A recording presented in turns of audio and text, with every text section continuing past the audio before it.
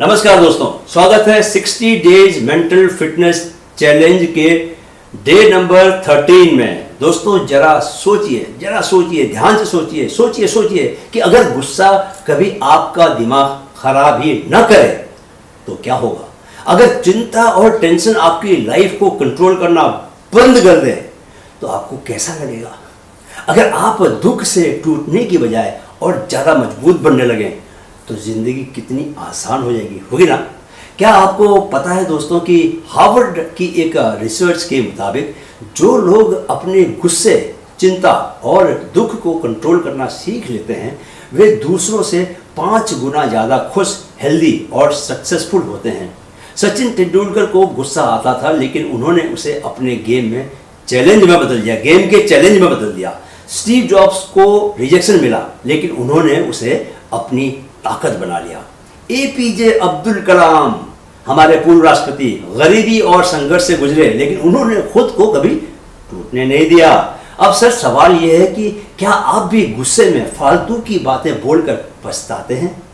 क्या चिंता और नेगेटिव सोच आपको रात भर जगाए रखती है? क्या जब भी कुछ बुरा होता है आप अंदर से टूट जाते हैं?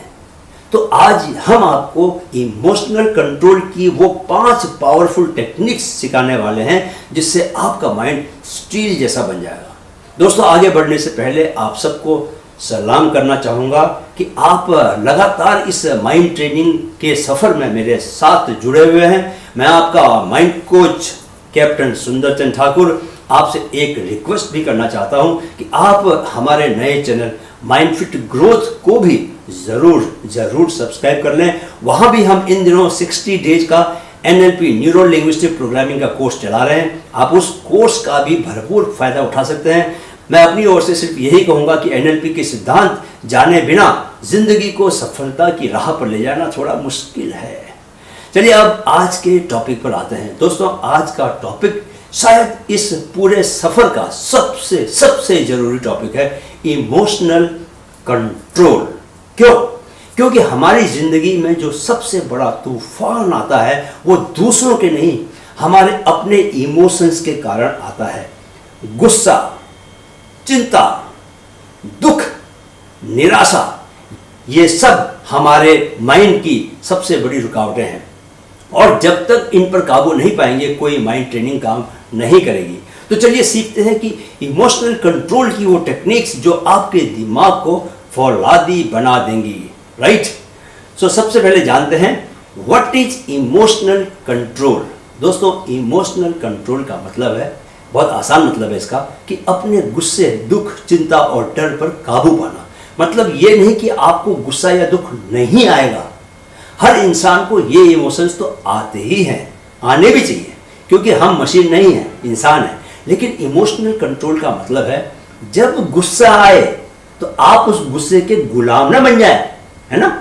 जब चिंता आए तो वो चिंता आपकी नींद और आपका काम बर्बाद ना कर दे। जब कोई दुख दे तो आप अंदर से बिल्कुल टूट ही ना जाएं।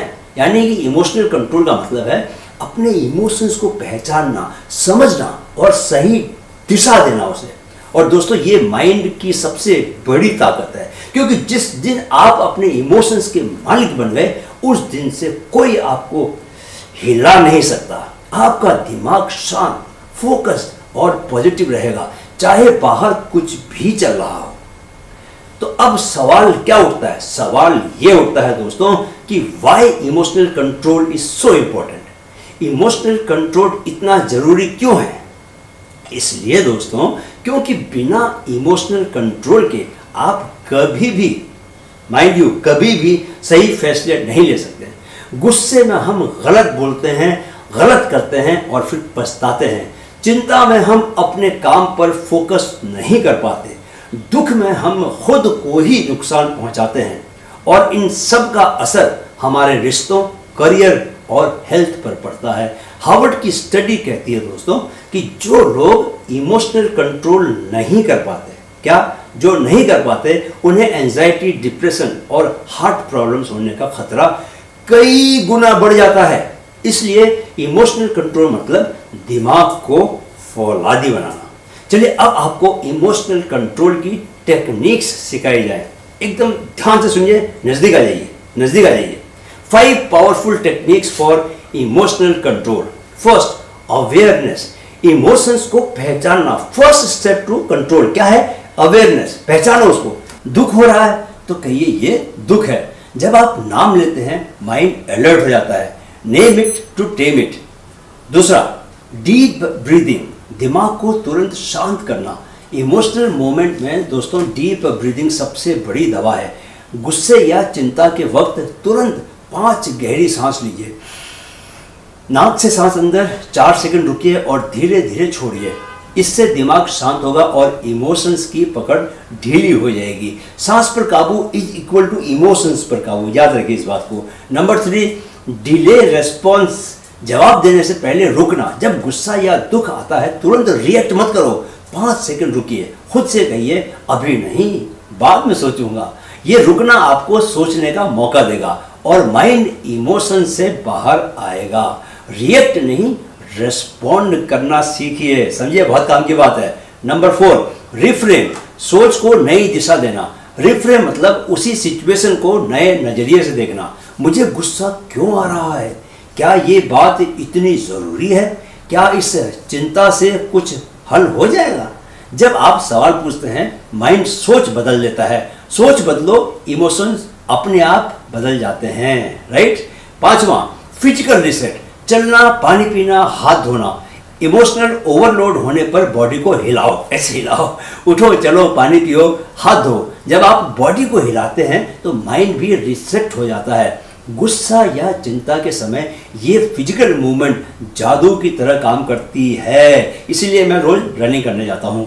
दोस्तों, हर दिन इमोशनल फिटनेस बहुत बहुत ज़रूरी है। दिन में 3 बार खुद से पूछिए अभी मैं कैसा महसूस कर रहा हूँ। दिन में 3 बार या 5 बार गहरी सांस लीजिए। जब भी गुस्सा या चिंता आए तुरंत रुकिए और सोचिए। ये डेली प्रैक्टिस आपको अंदर से मजबूत बनाएगी, राइट।